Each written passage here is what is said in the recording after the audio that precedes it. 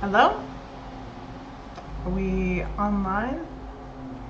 So I can see, there we go. All right. Do we have any sound here?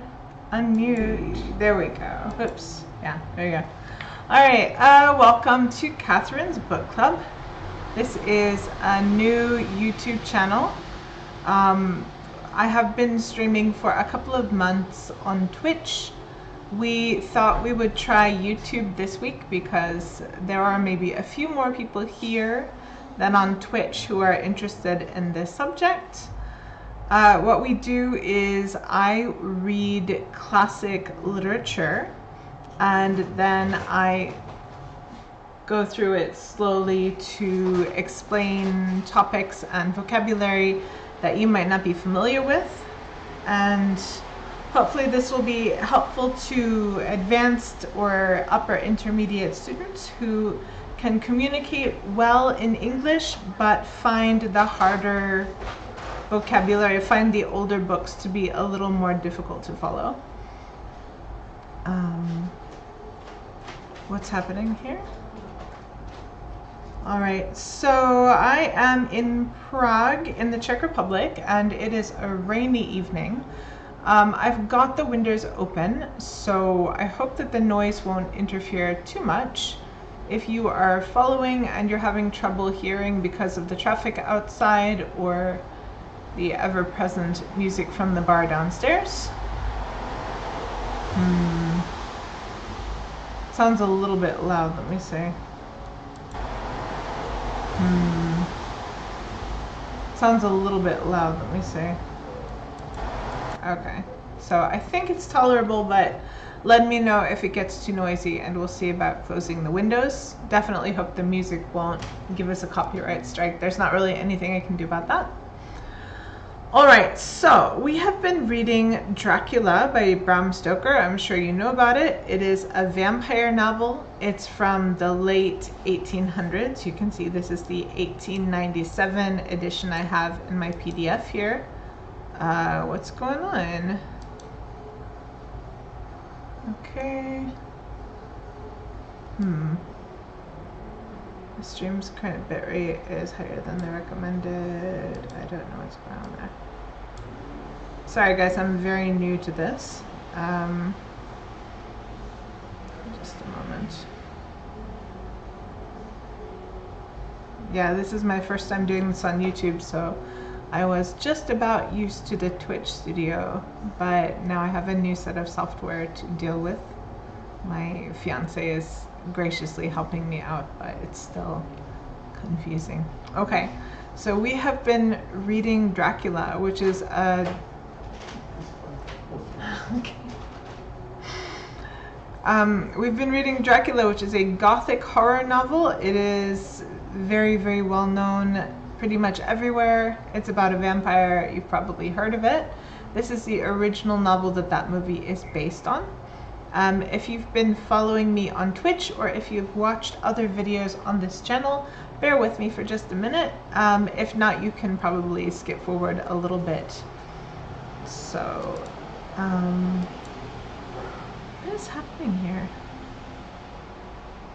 This is strange. I'm getting a weird playback on the YouTube screen, sorry. Okay, so what's happened in the story so far? We've been following the adventures of Jonathan Harker. Jonathan Harker is a young English lawyer and he has been sent to visit a mysterious man named Dracula.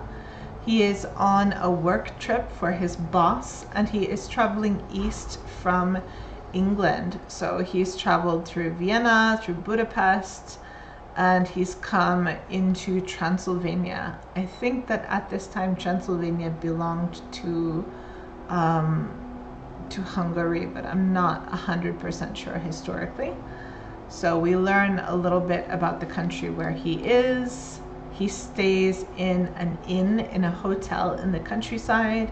He talks about the food that he eats and the people that he sees.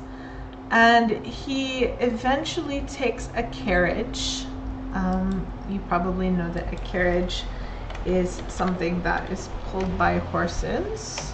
Uh-oh. This isn't very... Wait a second. Okay. Okay, so we can see this here. Alright, so a carriage is something pulled by horses. So Jonathan rides in what's called a diligence carriage, which is a really big, strong carriage for traveling long distances. He rides into the mountains, and in the mountains, he meets the driver who comes from Count Dracula, and the driver puts him into a new carriage. Jonathan takes the second carriage, which is called, what was it called? Caleche. And he rides in this little caleche up into the mountains with a very scary driver. There are wolves who are following him all the way. And when he finally comes to Dracula's castle, it is very, very late at night. So we've been reading through chapter 1, and we've been working our way through chapter 2. Sorry for all the introductory back and forthing. I'm just getting my place here for those who missed it. So last week I was supposed to stream, but I went to visit some friends in Germany, and I forgot to back up the last video, which means that this is part 8, but you'll see that the last video on my channel is part 6. So if you are reading along and you miss some material, let me know. If you have any questions that you want to ask, you can ask them and I'll try to answer. Okay, so here we are. So basically, Jonathan has come to Dracula's castle. Dracula lets him in, and he is the only person in the castle. And Jonathan thinks this is really weird because it's a castle. You should have some servants. But there's only this old man who's called the Count. The Count lets Jonathan in, and the Count gives Jonathan his supper. He shows him to his room, and he talks to him. And he seems like a very nice man, but he has a very creepy face. He looks kind of weird. And in the last chapter we were reading, Jonathan notices that Dracula has got hair on the palms of his hands. So the palm of your hand is the inside part of your hand here. If you have hairy palms, it usually means, according to stories, it means that there's something wrong with you. A lot of times werewolves in stories have got hair on their palms. In this case, Dracula's not a werewolf, but he's definitely something. So, and Jonathan is a very logical, a very normal person. So he doesn't really believe in magic and monsters and things like that. But even so, in the last part we were reading, the Count leans over Jonathan. So Count Dracula leans closer, and Jonathan, he cannot repress a shudder. He kind of shakes because he feels suddenly afraid when the Count comes close to him. So we know that even though he doesn't really believe in magic and he doesn't really believe in monsters, his instincts are kind of showing him that there is something wrong here. Alright, so one moment. I think I am going to close the windows because there is a lot of noise outside, so I'm going to hop off screen real quick.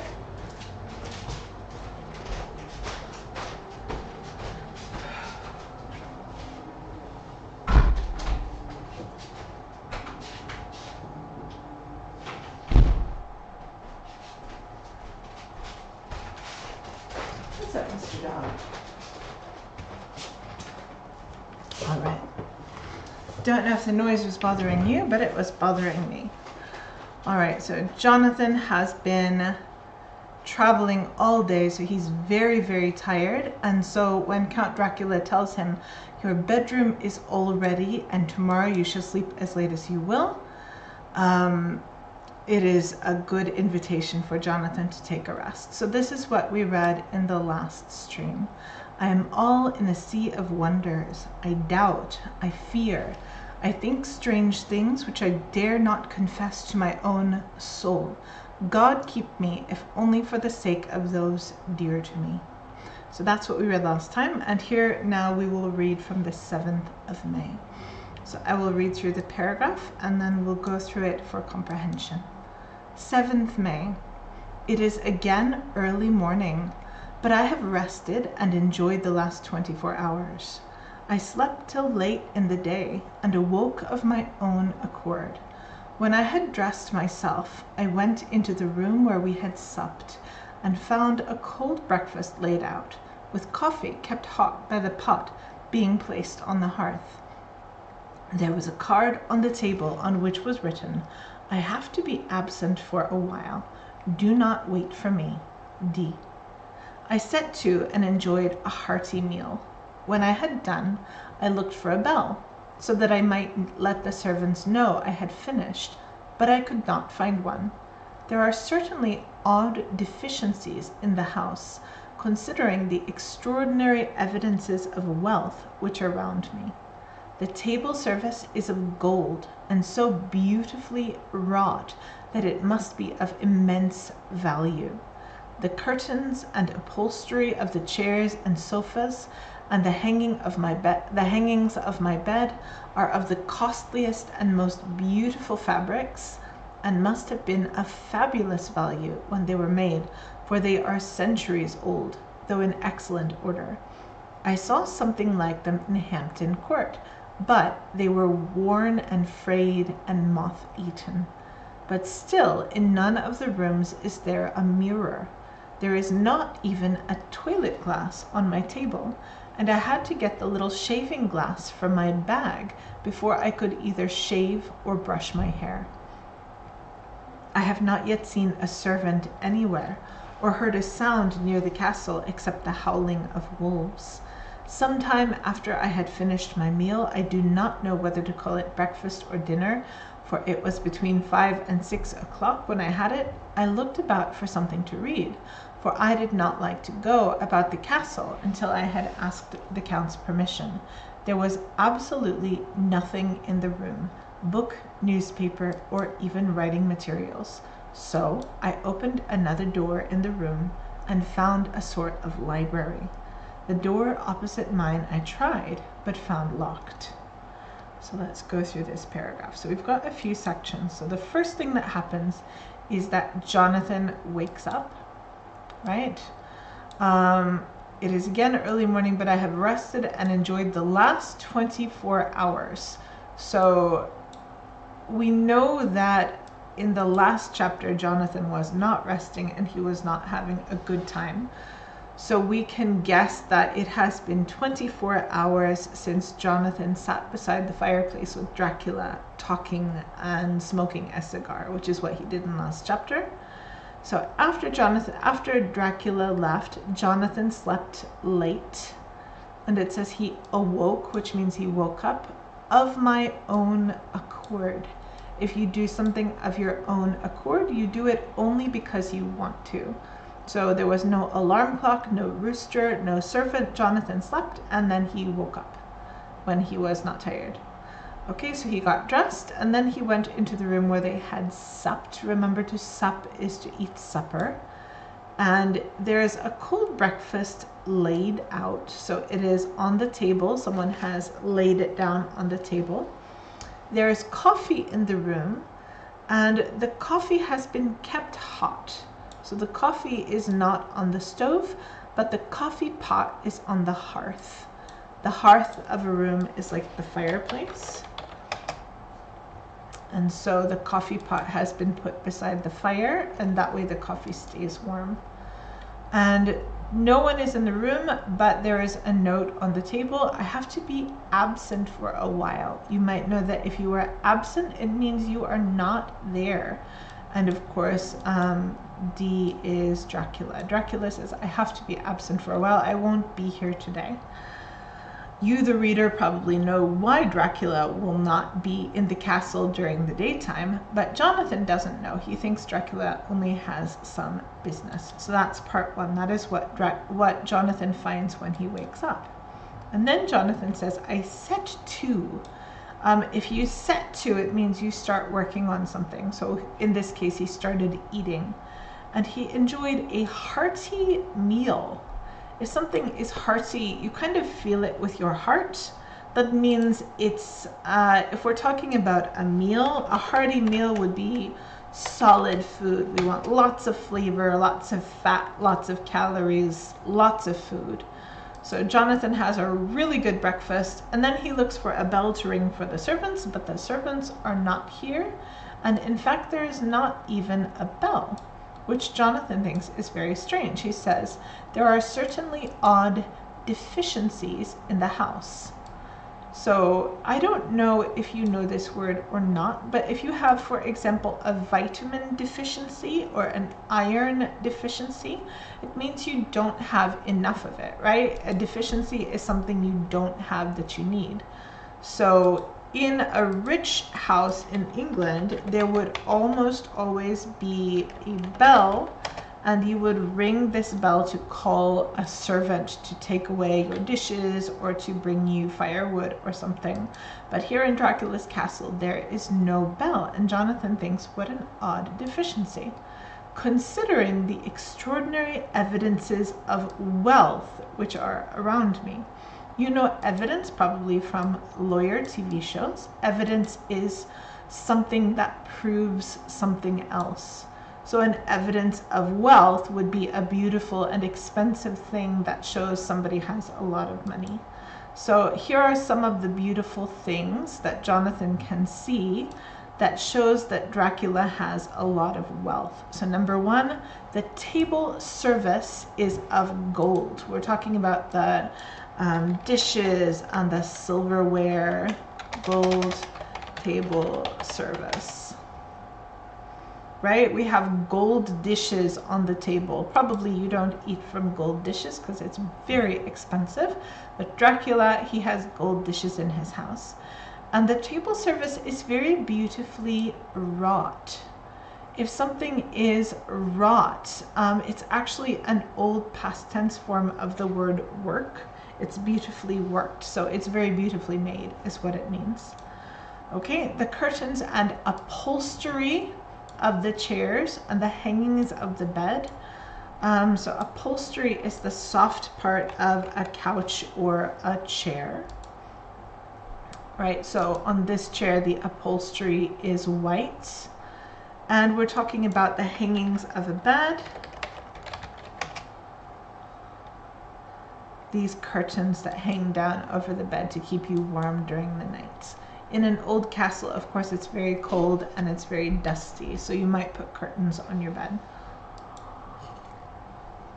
And Jonathan says that the curtains and the upholstery, they are of the costliest and most beautiful fabrics. So beautiful, you probably know. Costly, I don't know if you know it, but we can guess what it means. Costliest, of course, means the most costly. And you know the phrase, how much does it cost? How much does it cost? It means how expensive is it? So if something is costly, that means it is expensive. Let me get my high-tech white rectangle whiteboard here. This is how I take my notes on this channel. Let's see. Will this one work? That will work just fine. All right, so costly then means expensive. All right, so the furniture is very expensive, the chairs and the table and the beds. And Jonathan says he saw something like this in Hampton Court. I have never been to Hampton Court. I am not from England, but Hampton Court is this place, which you can see is a beautiful palace. Jonathan, of course, doesn't live in the palace, but maybe Jonathan went to look around in the palace. And he says that in Hampton Court, in this beautiful palace, Hampton Court, He saw some old furniture that looked like the furniture he can see in Dracula's castle, but the furniture in Hampton Court was very old. It was not new and it was not in good condition. He says that they were worn and frayed and moth-eaten. Frayed is like kind of ripped a little bit. So the things that he saw, like Dracula's furniture, were not as beautiful as Dracula's furniture. And then Jonathan notices something a little strange. He says, but still, in none of the rooms is there a mirror. Now you, because you probably know a little bit about vampires, you know that a vampire cannot see their reflection. This is part of the story about vampires. If you see a person who does not have a reflection in the mirror, you can guess that that person is a vampire.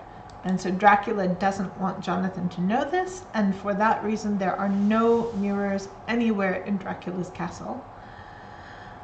There's not a toilet glass on the table. Toilet does not mean like today's toilet, but your toilet is brushing your hair or shaving or putting on cologne. So a toilet glass is a little mirror that a man might use to shave his face. That's a glass toilet. Excuse me. Antique. That's an amazing toilet though. But why would you want to use that? Nope, this is another antique glass toilet. This is what I want. No good. What we want is an antique shaving mirror. This is what we're talking about. So he has a little tiny shaving mirror in his kit that he's brought with him. So he uses this to get ready for the day. But he doesn't really have anywhere to go because he's kind of stuck, right? He has his meal. He doesn't know where, so he slept all day long. It was 5 or 6 o'clock when he woke up. 5 or 6 p.m. is what we mean.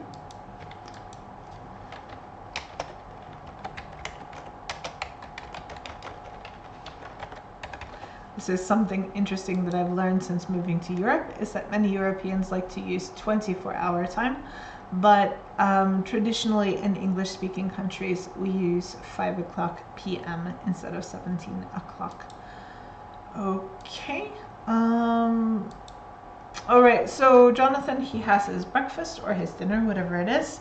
He shaves, he gets dressed, and he looks around for something to do. Specifically, he looks for something to read, but there's nothing to read, and he finds that he is locked into his room, which is a little bit concerning, but I guess he's not quite afraid yet. So he goes to the library, right? He opened another door in the room and found a sort of library. In the library, I found, to my great delight, a vast number of English books. Whole shelves full of them, and bound volumes of magazines and newspapers. A table in the center was littered with English magazines and newspapers, though none of them were of very recent date. The books were of the most varied kind: history, geography, politics, political economy, botany, geology, law, all relating to England and English life and customs and manners. There were even such books of reference as the London Directory, the Red and Blue Books, Whitaker's Almanac, the Army and Navy Lists, and it somehow gladdened my heart to see it, the Law List. So Jonathan has found a little library next to his room in Dracula's castle, and he finds a vast number of English books. If something is vast, it is very, very big. So he finds many, many, many English books in this room. We can guess that these English books are probably not for Jonathan, because Jonathan is just a lawyer who has come to do some business with Dracula. This means that Dracula had some reason to collect all of these books, and we know from an earlier chapter that Dracula is planning to move to England. So he has all of these magazines, all of these newspapers, He is reading them to learn about the country where he will move. Dracula is reading them to learn about England. But none of them were a very recent date. The word recent means a little time before now, not long ago. So none of them were recent. That means that all of the magazines and the newspapers that Dracula had are very old. He's collected them over time. It takes a long time to get your magazines and your newspapers from England to Transylvania. Okay, and a little note, it says that it gladdened Jonathan's heart to see that Dracula had a copy of the law list. The only reason for this is, of course, that Jonathan is a lawyer, and so he would use this law list in his studies. Okay, how long have we been streaming? About 25 minutes, okay. All right.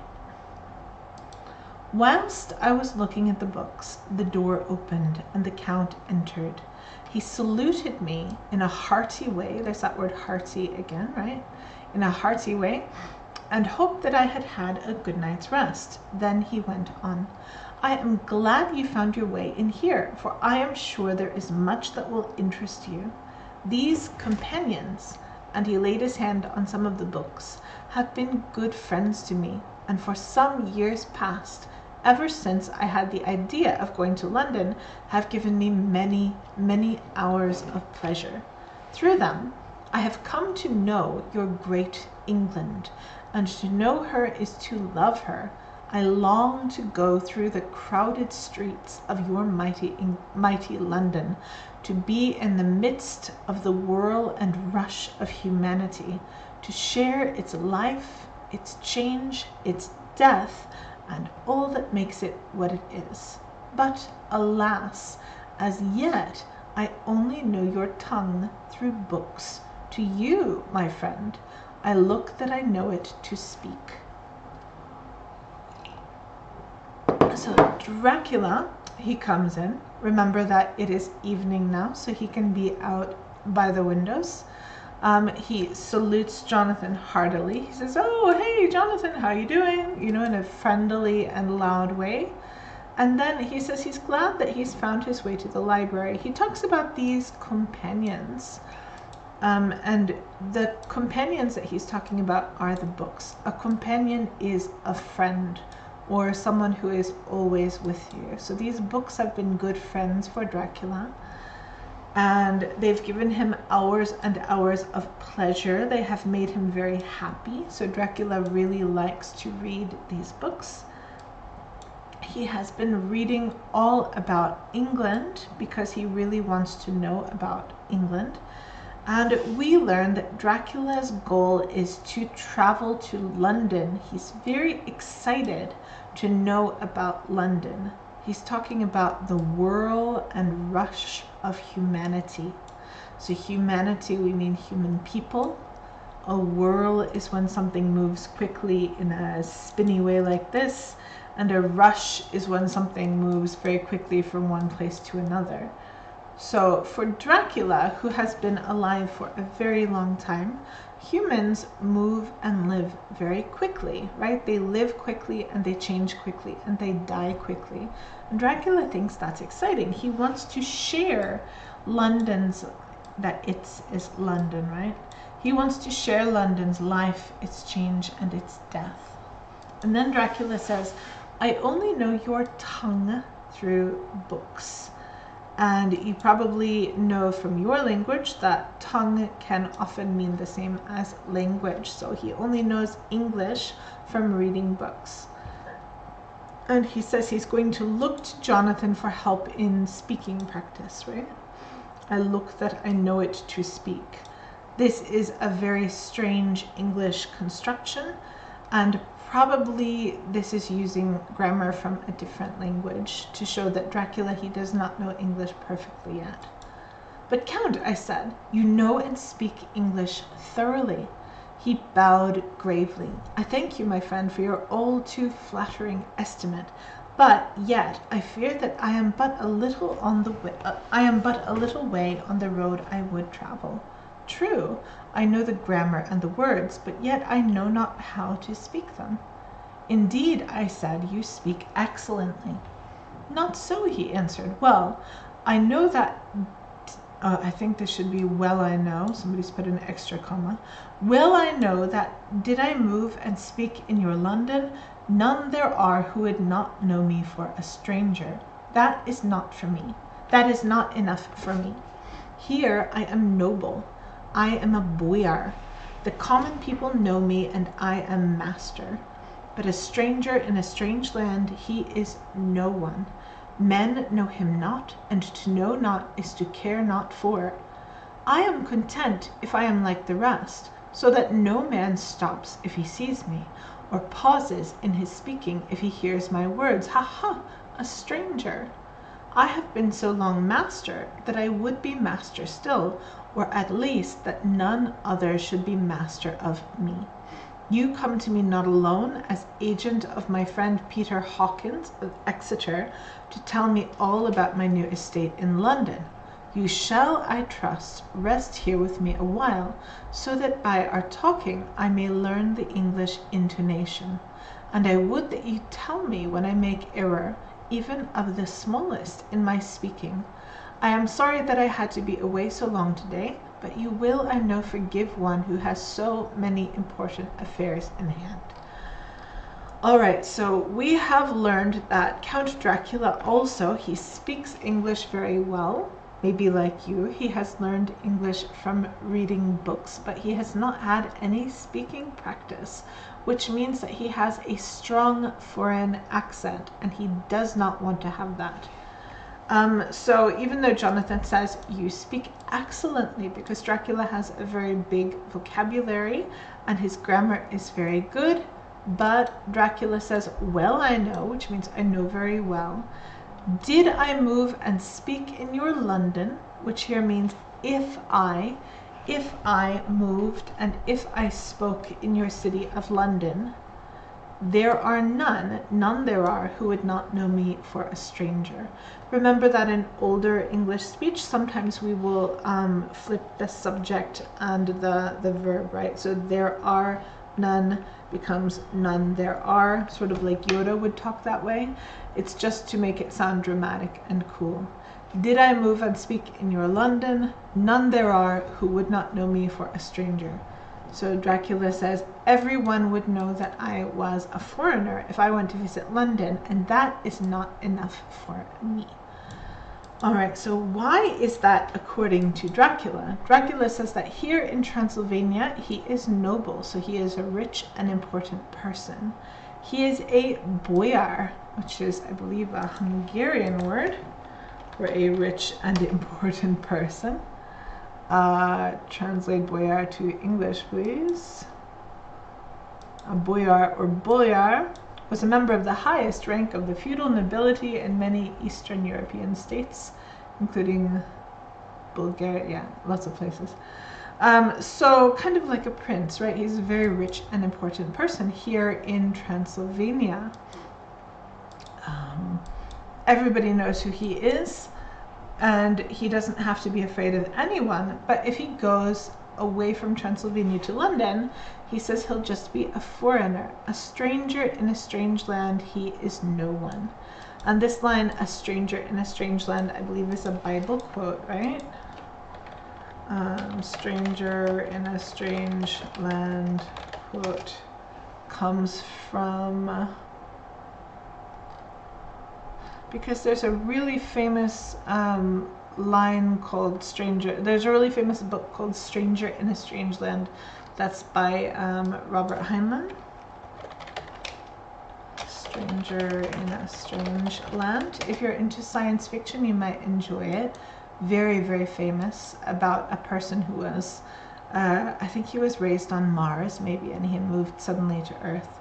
So a stranger in a strange land is a common phrase in English for a person who moves far away from their home, right? So a stranger in a strange land, he is no one. Men know him not. So there's that, again, reversal of word order. In modern English, we'd say men do not know him, but here we say men know him not. And to know not is to care not for. So if you don't know someone, then you don't care for them. You don't care about them. So Dracula says it's okay if nobody knows that he's important, but he says, I'm content if I'm like the rest. I'm happy enough if everybody sees me as just one of them. If no man stops if he sees me, or pauses in his speaking if he hears my words, haha, a stranger. But Dracula says, I have been so long master. This is an error, this is a grammar error. We would say, I have been master so long, but again, he's not a native speaker. I have been master so long that I would be master still. And in this sentence, this is an older construction. When he says, I would be master still, he's saying, I want to be master still. This is what he wishes for. He says, I have been master of this castle for a really long time, and I want to still be master if I go to London. He doesn't want to lose his status, or at least that none other should be master of me. So if he can't keep being a rich and important person in London, at least he wants to make sure that he does not lose his power and have to do what other people say. And so for this reason, he wants to learn English so well that nobody will ever know that he is not from London. And so he says, you are not just here as an agent. You come to me not alone, which here means not only as agent of my friend Peter Hawkins of Exeter. Peter Hawkins, remember, is Jonathan's boss back home, to tell me all about my new estate in London. Jonathan's business here in Transylvania is he's supposed to tell Dracula about the house or the estate, the big house that he's buying in London. But according to Dracula, there's another reason he called for Jonathan to come. You shall rest here with me a while, so that by our talking I may learn the English intonation. So Jonathan has basically been trapped here in the castle to act as Dracula's English conversation teacher. It's never happened to me before, and I hope it does not happen, but that is what Jonathan is going to experience now. Of course, I said all I could about being willing, and asked if I might come into that room when I chose. He answered, yes, certainly, and added, you may go anywhere you wish in the castle, except where the doors are locked, where, of course, you will not wish to go. There is reason that all things are as they are, and did you see with my eyes and know with my knowledge, you would perhaps better understand. I said I was sure of this, and then he went on. We are in Transylvania, and Transylvania is not England. Our ways are not your ways, and there shall be to you many strange things. Nay, from what you have told me of your experiences already, you know something of what strange things there may be. So Jonathan asks if he can come into that room. We're talking about this little English library that he has found in the castle. Dracula says yes, of course. And then he makes a rule for Jonathan. Go anywhere you want, but don't go where there is a locked door, where of course you will not wish to go. So he's saying, you know, you're a polite gentleman. I know that you would not want to open a door that is locked. But I'll point out that there is a famous fairy tale, a famous folk tale called Bluebeard. I don't know if you know it. Bluebeard is the story of a young woman who marries this mysterious and dangerous older man, and he tells her, you can go anywhere you like, but don't unlock this one particular door. And when she does unlock it later, she finds something really bad behind it. So when we're reading an English story about somebody who's being forbidden to unlock doors, we can guess that there's probably some bad secret there, right? Although if you're visiting another person's house, of course, it's very reasonable not to go into a locked room. That's very rude. But in this case, there's a secret here. All right, and he makes it clear, our ways are not your ways. So Dracula is basically telling Jonathan, look, you're gonna see some weird things, but just understand, this is Transylvania, you're not at home, our culture is different, so don't worry about it. So we'll see how much Jonathan is able to sort of forget about. All right, this led to much conversation, and as it was evident that he wanted to talk, if only for talking's sake, I asked him many questions regarding things that had already happened to me or come within my notice. Sometimes he sheered off the subject or turned the conversation by pretending not to understand, but generally he answered all I asked most frankly. Then, as time went on, and I had got somewhat bolder, I asked him of some of the strange things of the preceding night, as, for instance, why the coachman went to the places where he had seen the blue flames. He then explained to me that it was commonly believed that on a certain night of the year, last night, in fact, when all evil spirits are supposed to have unchecked sway, a blue flame is seen over any place where treasure has been concealed. So this is kind of interesting. So Jonathan is asking Dracula about this really weird carriage ride that he had with the big creepy man with the brown beard. I think he had a brown beard. Anyway, I can't remember. But Dracula is not always answering Jonathan's questions. He says, I asked him many questions regarding, which here means about, things that had happened to me or things he had noticed, right? Things that had come within his notice. But sometimes he sheered off the subject. So sometimes he would change the topic quickly.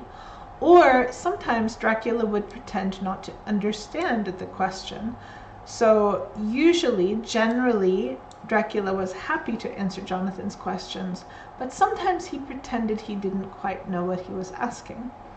Then, if you remember, there was this interesting scene when Jonathan's in his carriage ride and the driver of the carriage keeps getting out of the carriage, right, to go over to these blue lights in the darkness. And this was while they were traveling to Dracula's castle. There would be this blue fire jumping up from the ground, and the carriage driver would go over and do something while poor Jonathan is sitting in the carriage with the wolves outside and the horses crying. Jonathan couldn't figure out what it was that the driver was doing at that time. And Dracula says, oh, well, it's just a story, right? It was commonly believed, which means that many people in this place believed, that on this one holiday, if you see a blue fire, that means that there is treasure concealed there. To conceal something is to hide it. So the driver thinks if he can go to this place with the blue fire and maybe dig underneath it, then he can find some treasure. All right, so that's what was happening when Jonathan was riding in the carriage. Not last night, but the night before, I think. That treasure has been hidden, he went on, in the region through which you came last night. There can be, that treasure has been hidden, he went on, in the region through which you came last night. There can be but little doubt, for it was the ground fought over for centuries by the Wallachian, the Saxon, and the Turk. Why, there is hardly a foot of soil in all this region that has not been enriched by the blood of men, patriots, or invaders. In the old days there were stirring times, when the Austrian and the Hungarian came up in hordes, and the patriots went out to meet them, men and women, the aged and the children too, and waited their coming on the rocks above the passes, that they might sweep destruction on them with their artificial avalanches. When the invader was triumphant, he found but little, for whatever there was had been sheltered in the friendly soil. So now Dracula is telling Jonathan a little history lesson. And this sentence you saw tripped me up a little bit when I was reading it, because the word that has a lot of different functions in English. So I read it as that treasure, which means the treasure over there, but that's not what he's saying. So he's saying that treasure has been hidden, there can be but little doubt. That treasure has been hidden, there can be but little doubt. We'll leave out that in the region through which you came last night. You understand that maybe. So we have reversed the two clauses here. If we flip them back over, we can say, there can be but little doubt that treasure has been hidden. You might know the word doubt. If you doubt something, it means that you don't believe it. So if there's only a little doubt, but little doubt means only a little doubt. So that means that you have to believe that treasure has been hidden here, right? You have to believe treasure is in these mountains. That treasure has been hidden in the region through which you came last night. There can be but little doubt. We are almost certain of this. For, which here means because, it was the ground fought over for centuries by the Wallachian, the Saxon, and the Turk. So we are seeing singular Wallachian, singular Saxon, singular Turk. This is called kind of representative language. So we're using one single Wallachian to represent all of the Wallachians. These are the different groups of people who lived in Transylvania, according to Dracula, who lived in this place where he is living now. The Wallachians lived there, the Saxons lived there, and the Turks lived there, and for centuries, which means for hundreds of years, these three groups were fighting and taking the land back from each other. And then he says, there is hardly a foot of soil in all this region that has not been enriched by the blood of men. Okay, soil is dirt. And there is hardly a foot of soil, like a foot would be about this much, right? There's hardly a foot of soil that has not been made richer. Enriched means made richer by the blood of men. So he's saying that the soil in this land, the earth in this country, is very good for growing plants because so many men have died there that the blood of all these dead people has made it good soil for farming. And the men are patriots or the men are invaders, right? A patriot is a person who loves their country and wants to fight to protect their country. So like Mel Gibson's movie, right? The Patriot. And an invader is someone who goes into someone else's country. These are space invaders. An invader goes to somebody else's country to try and take it. So sometimes the good guys died and sometimes the bad guys died, is what he's saying. Then he's talking about all these old battles, right? And he's talking about these stories as if he knows these stories really well.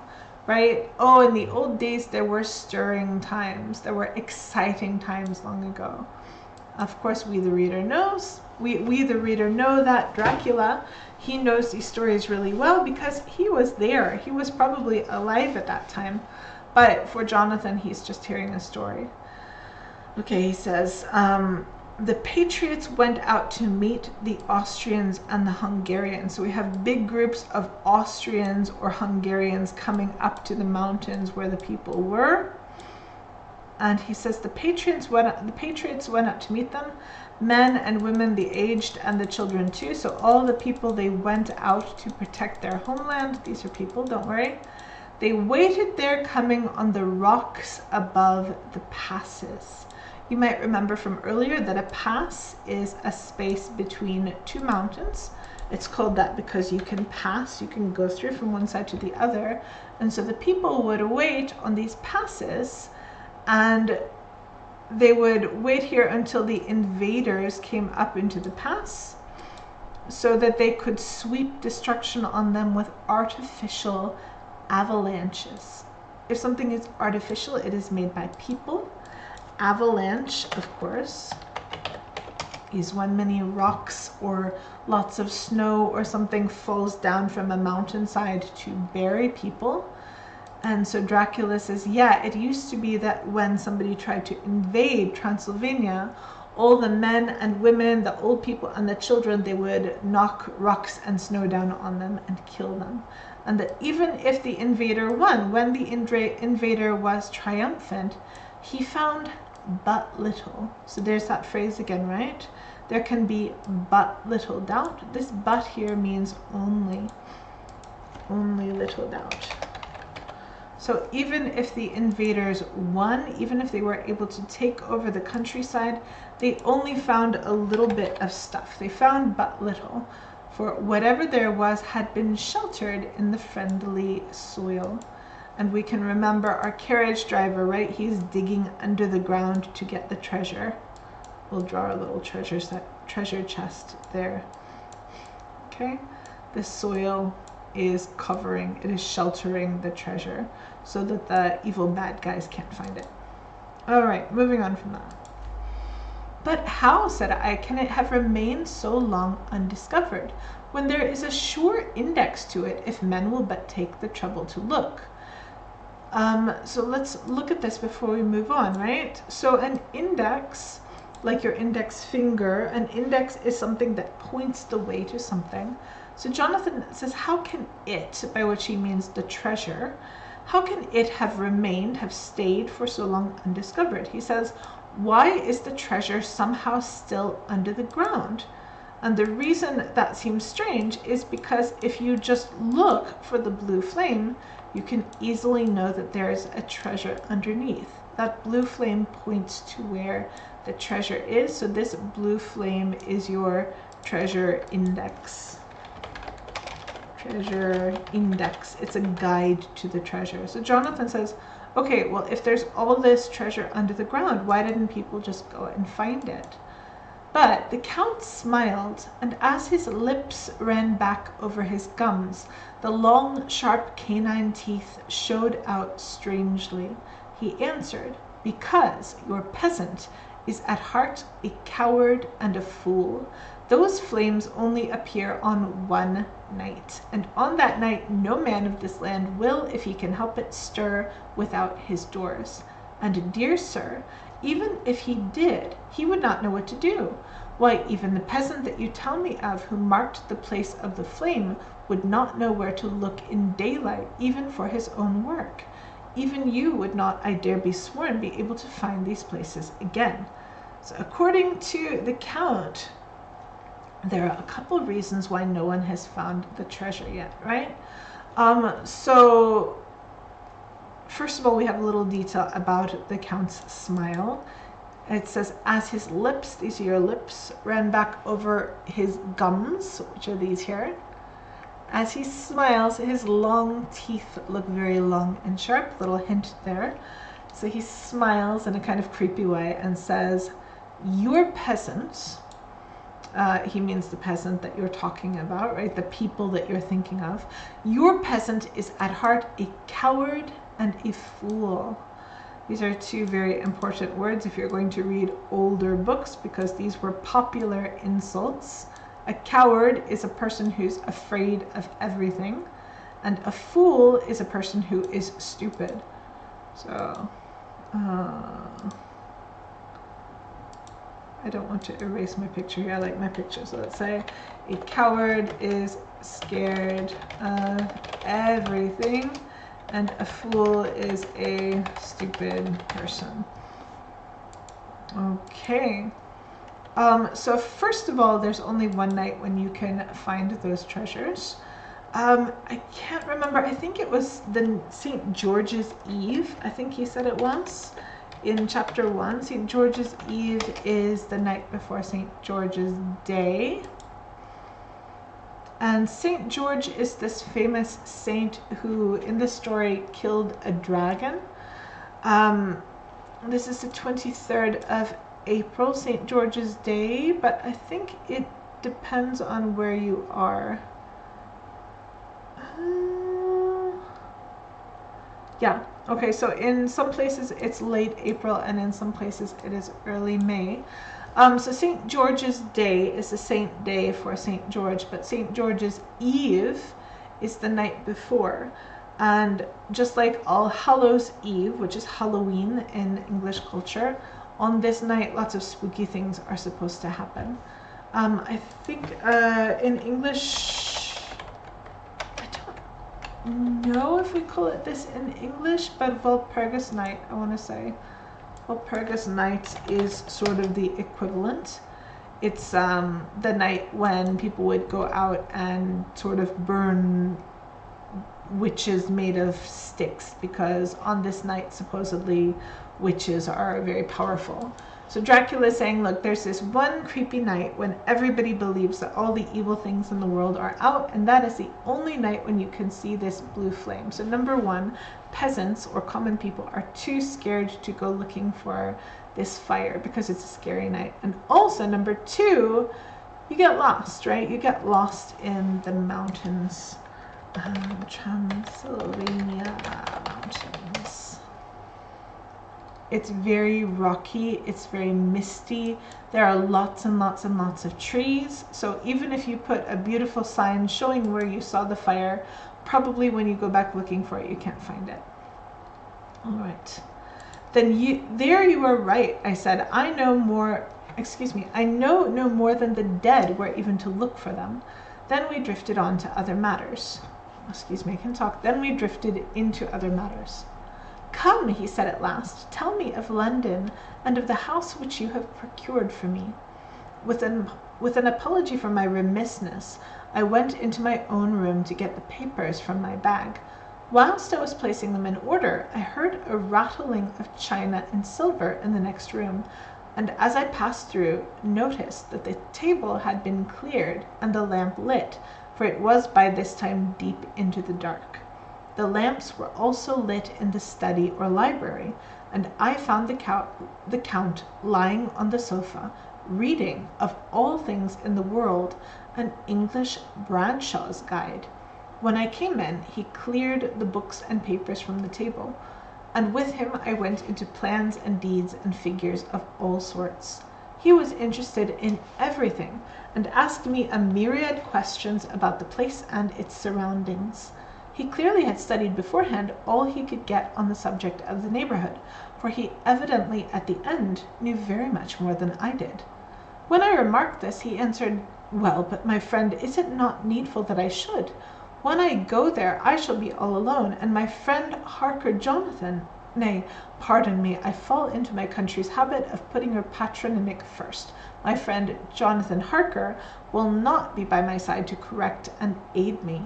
He will be in Exeter, miles away, probably working at papers of the law with my other friend Peter Hawkins. So, all right, so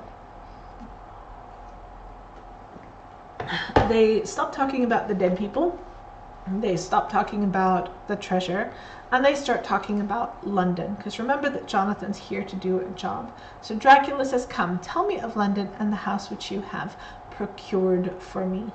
So to procure something, I think this will be maybe the last paragraph we do it. If you procure something, you go and get it for something. So of course Dracula could not travel to buy his own house easily. He lives very far away and he has a castle to take care of. And so he had Jonathan's boss go and buy a house for him. And now he wants Jonathan to tell him about it. So then Jonathan apologizes for his remissness.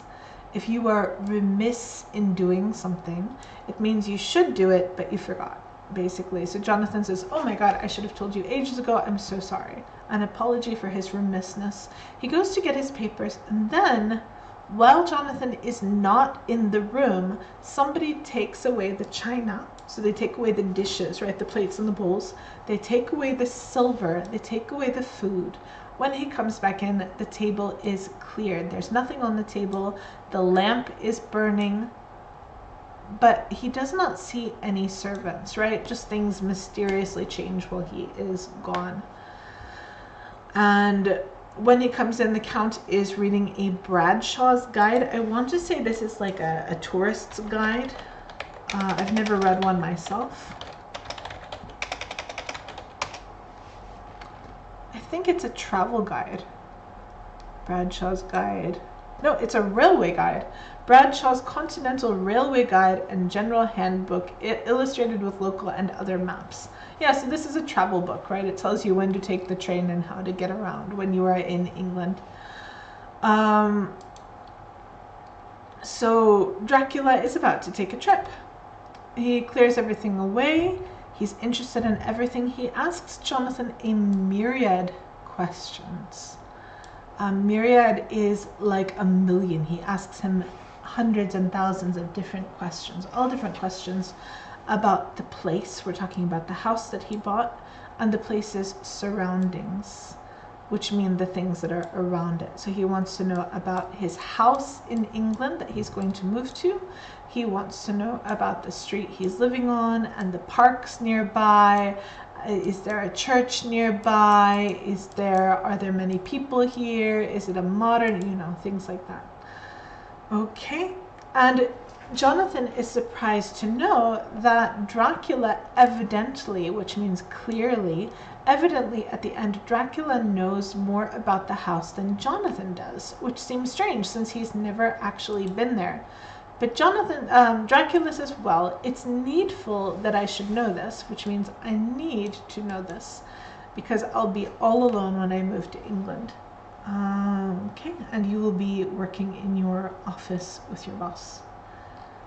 All right, I think that this would be a good place to stop for today. We definitely started a bit late and we need to take the dog out now that it's not raining so much anymore. So sorry about the bumpy start. Hopefully we'll be a little smoother next time, and thank you very much for tuning in with us. I hope you will have an enjoyable Sunday and join us again next week. Goodbye.